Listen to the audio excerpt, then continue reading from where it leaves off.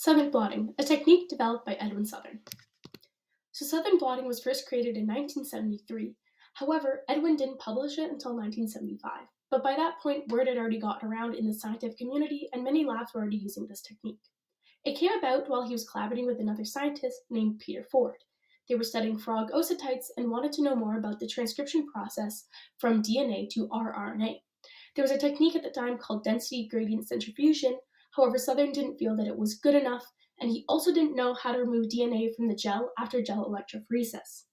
Beginning by collecting a sample containing the desired sequence, oftentimes from tissue or piece of an organ, or a liquid such as blood or some sort of fluid from the body, and then isolating the DNA.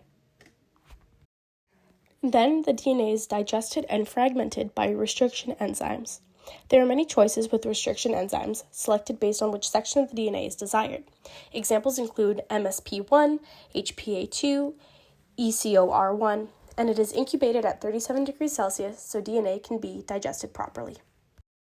From there, DNA is then loaded onto the gel electrophoresis plate, where it can be separated by fragment length. The most common buffers used for the electrophoresis include TAE or TBE buffers.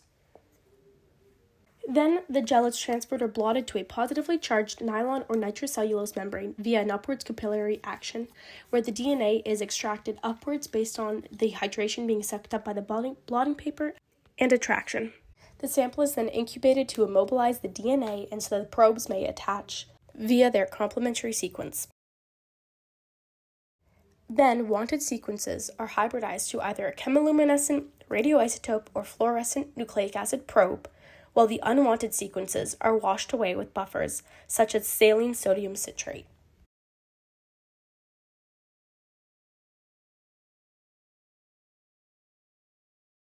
Then a visualization technique is used. For fluorescent probes, certain wavelengths will excite the probe itself to emit a wavelength, often UV lamps or some other form.